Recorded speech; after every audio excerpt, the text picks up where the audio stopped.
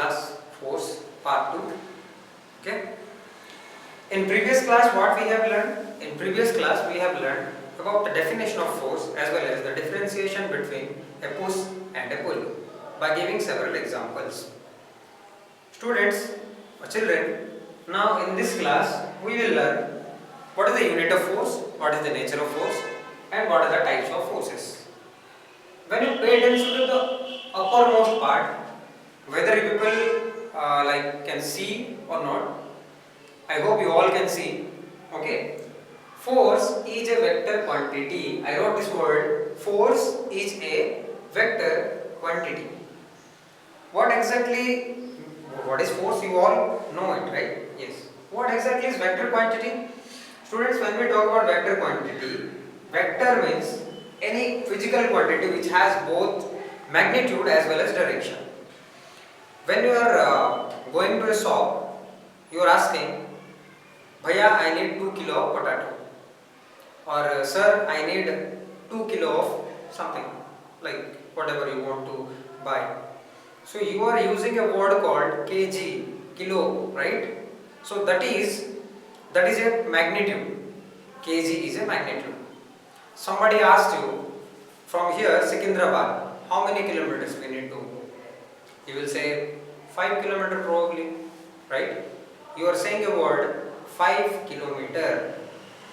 Students, whatever you say, here 5 kilometer, there 5 kg, right? Here kg and kilometers are magnitudes of their respective physical quantities, physical entities. Here mass is a physical entity, displacement or distance is a physical entity. Everybody should have their own magnitude. You cannot say from our school to Secunderabad is 5 kg. No, you can never say. You have to say from our school to Secunderabad is 5 kilometers. Right? You cannot ask a shopkeeper, give me 5 kilometers of potato. No, he won't give you. You need to say, brother, I need 5 kg of potato. I need 5 kg of potato. That's what. Here, this means every physical quantity is having their separate magnitudes. But what about direction? Let me take you the same example. If you want to ask 5 kg of potato, you don't have to mention the direction of the mass.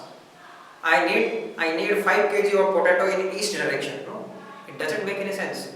You just have to say, I need 5 kg of potato. So mass has only magnitude. There is no direction. But when we talk about distance, in which way I have to go for Secunderabad? From here you need to go up to our Habsiguda. From Habsiguda you have to take right side. Then you will get Secunderabad. You need to mention direction, right? If you will follow this particular direction, after 5 kilometers you will be at Secunderabad. Or else you will go somewhere else. You can go LB Nagar like that, right? So, distance comes with two things. One is magnitude, yes. Other one is direction. So, students, in the same way, force is also having both quantities. Like it has direction, it has magnitude. Both the things are included. So that is why we can call it as vector quantity. If an object is having only one quantity, that is magnitude, what you will say? That is scalar quantity. Okay? Your homework will be like, this is your first thing. What is scalar? What is vector? Let me give you the answer. Vector quantity is a quantity in which it has both magnitude and direction. You can pause the video and you can listen again, okay? And scalar quantity is a quantity in which it has only magnitude, right? You got your answers? Okay, next. Types of forces. Students, let us talk about types of forces. There are two types of forces.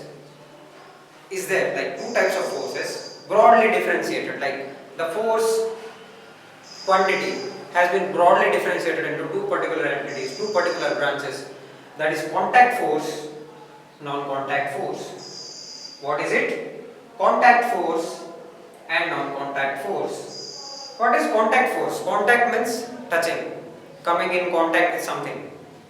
By touching something, okay, or after touching some object, if force is experienced, without touching no force is experienced, if after touching the force is experienced, then you will say it is a contact force, right? The result of, it is a resultant in which you have a physical contact with an object, then only you are experiencing this kind of forces, so you are calling it contact force.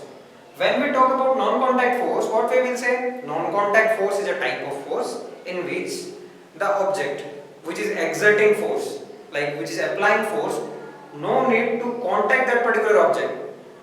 No need to contact that particular object. After giving examples, you will be very clear, okay? Let me give you example for non-contact force. You are throwing a ball, right? You are throwing a ball upward. It will come down, right? So, who is pulling it downward? Gravity is pulling it downward. Without touching the object, that object is coming towards the gravity. That means it is applying force from a distance, right? It is applying force from a distance. So, it is a distance force, right? It is a field force also you can say, or you can say it is a non-contact force. The same way, when you talk about contact force, suppose I want to push somebody. Can I do like that? From a distance he will go? No, it happens in movies. But in real life, you need to touch that particular boy or that particular object. If you will apply force, he will be displaced. He will be displaced.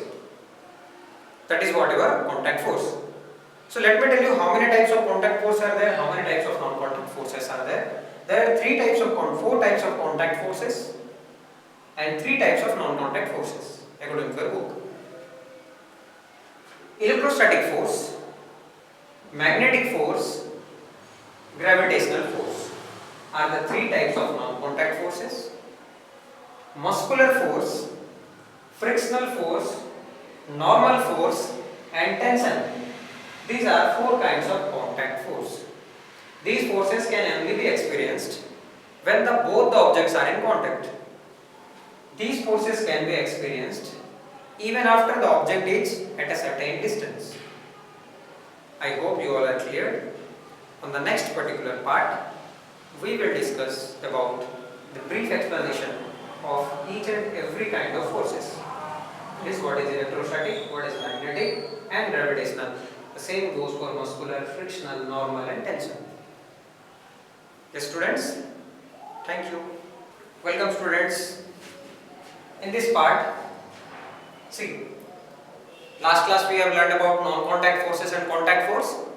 Now let me tell you what are non-contact forces. The brief explanation about non-contact forces. Why electrostatic force is a non-contact force? Student, we know what is electrostatics. Perhaps you don't know. Let me explain you. Let me give you a simple example. Let us take balloon. Okay, gubbara, balloon, right? Let us take a balloon. We will rub it on our head. Okay, just we will take our balloon. We will gently rub it. Gently. Okay, or else it may explode. We will gently rub it. And after rubbing it, we will take this balloon towards the papers. The small papers like the torn small pieces of papers. You will see the paper pieces are attracted towards balloon. The paper pieces are attracted towards balloon. So here you can say, here what happened? Electrostatic force, like force exerted by particles, force exerted by electrons, some smaller particles. Here balloon has developed a charge. Okay, and equally negative charge has been developed by papers. So these balloons will, what they will do? Lacking of charge, because you have done a rubbing in your head. So after rubbing it, what will happen? The charges, some of the charges from your balloon will transfer to your head. So now it is lacking of charges. So what it will do? It will attract somebody. It will attract some small pieces of papers. Now these papers are attracted. So this balloon is exerting force from a distance. Okay, you don't have to touch it. You are just taking that balloon at a certain distance and you can see the papers are coming upward. You can do this experiment by using a scale. You need to take a glass scale at your house, you people might have. You need to rub it in your hair fastly. Then you need to take it to your paper, towards paper. You will see the paper will come upward. You need to do this experiment. So here what we have concluded? We have concluded that electrostatic force is a non-contact force, right? Next, what it is? Next student is magnetic force. See, magnetic, we have written, right? Next is magnetic force.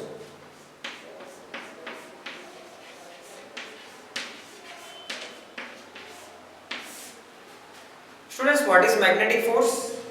In magnetic force, what will happen? You need to take a small magnet piece and you have to you have to take it in an area where you will find iron nails. Suppose here some iron nails are there.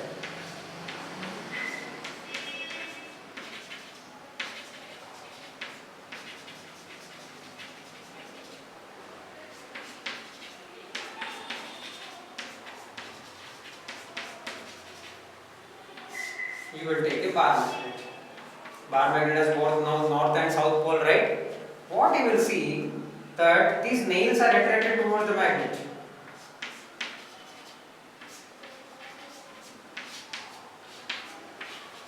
This is very easy example and this is very well known example. Whenever you will take magnet towards iron object, those iron particles will be attracted towards the magnet. Okay, they will pull those iron nails.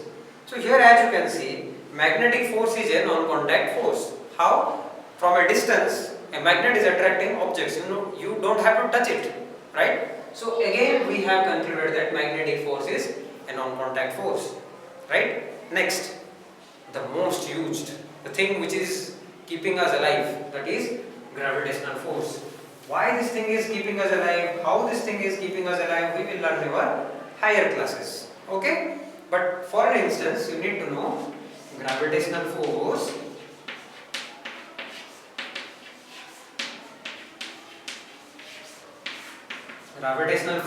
is a non-contact force. How? Let us take a plant. You can see a fruit. The fruit is falling on the ground, right? A fruit won't go up. It will never go up. After plucking, it will fall down on the land. So why it is falling down on the land, students? Because gravity is attracting force and it is a non-contact force. It is always attracting each and every object towards its center. So that is why whenever you are walking, if a hole came, if you are not conscious, you will fall down or you will fall down in the hole. Okay, you will fall down in the hole. So this is what the nature of gravity. Gravity will always apply a force towards downward direction, towards its center of gravity. And without touching it is applying. Even you can see a lot of helicopters are falling. At some point you might have heard aeroplane has been fallen. Why? They have fallen because of gravity. If some misconception happened, if engine got failure, they won't flow away. Okay, they won't flow up. They will come down, they will fall down. And this is due to gravity. So gravity is a non-contact force or it is a field force. Okay, students?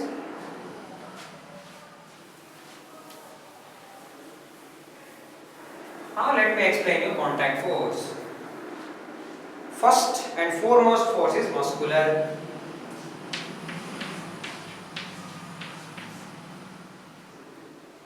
What is it, students?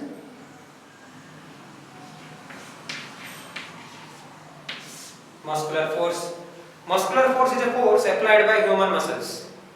If you want to do exercise or if you want to do workout, you need to what? Hold dumbbells. You need to do a lot of barbells and you are pulling it upward, you are holding it downward. So these all are motions and you need to push an object, you need to hold an object. Okay, you want to throw. Everything is done by your muscles. To put muscular force upon somebody, you need to touch that object. You need to touch someone. Then only you can apply muscular force. So this is a kind of force which we will call a contact force. Right, students? Human muscles.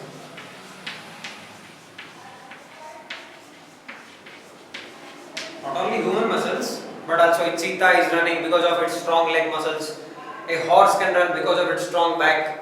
Okay, and when we talk about elephant can break anything because of its strong muscles, a large amount of muscles there. Okay, so these all things are examples of muscular force. From a distance, it is not happening. It will only happen whenever you will come in close contact, like it need to touch. So it is a contact force. Next students, you are having frictional. What is it?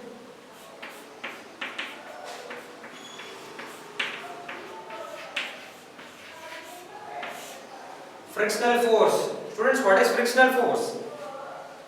Frictional force, it is not visible. Like I cannot give you a clear example, but let me tell you. Suppose we will keep a football on a ground, we will kick it. After kicking a football, you will see, suppose nobody is holding it, but also at some point the ball will be what? Stopped. Who stopped the ball?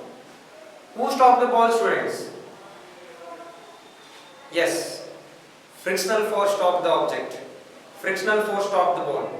So frictional force is generated when a body is about to move on another body. Okay? There is a body. Okay, road is a body. Yes, it is a body. And upon it, a body is about to run. When this body is running over this body, frictional force will be generated exactly in the opposite direction. A ball is running, moving forward, but frictional force is always applied to stop the ball. You will see the ball will be slowed down, slower, it will be slowed down, at last it will be stopped. By whom? By frictional force. You got it?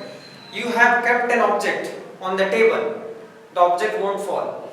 But if you lift the table, suppose this table, you have kept an object, it won't fall. But what I will do, I will tilt the table. Then what will happen? The object will rest. It will fall down. Okay, it will fall down. So this is what called as your frictional force. Frictional force, example you can see after running so many times, like so much time, what will happen? Your legs will get cramped. You will be like exhausted. Why? Because of frictional force. After kicking a ball, after some time the ball will be stopped. Why? Because of frictional force. You are running, after running of so many days, you will see your shoe laces, your sole of the shoes will be rubbed, it will be finished. Why? Because of frictional force. The tire of a bike, it will be finished. Why? Because of frictional force. These are all the examples of frictional forces which you need to understand, student. Okay? Next. Next is normal intention. See students, normal is very important and it is a little bit confusing. So you need to pay close attention to learn about normal. Okay? So what is normal for student? Normal. What is normal? In your maths class, you probably have learned normal means 90 degree. Normal means what? 90 degree. The same students, suppose there is a table. You have placed a book over there.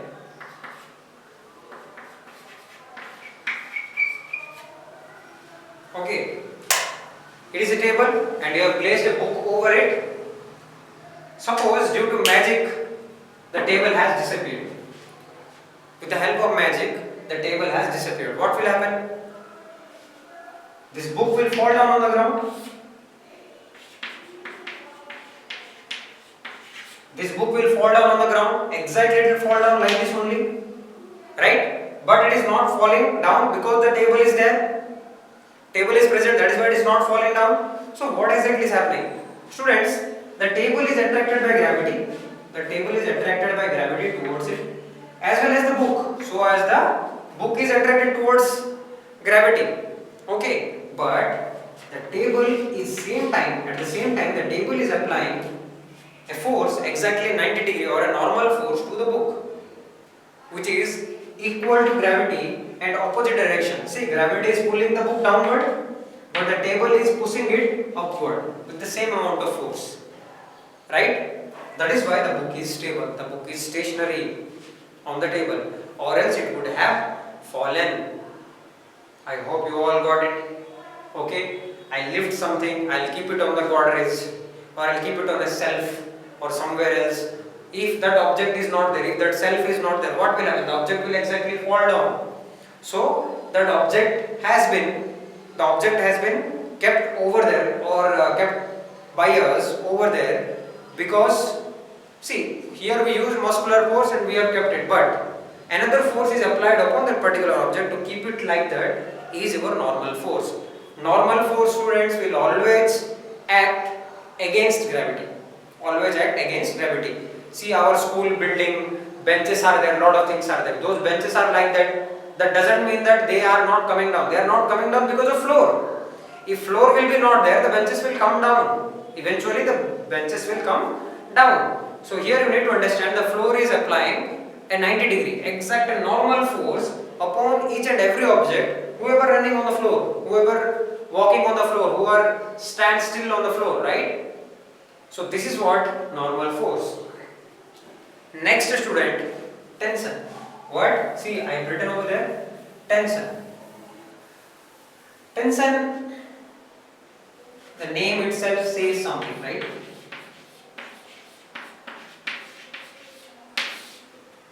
Suppose this is a rooftop, there is a string, okay, and you have placed a brick over there. What it is? Brick.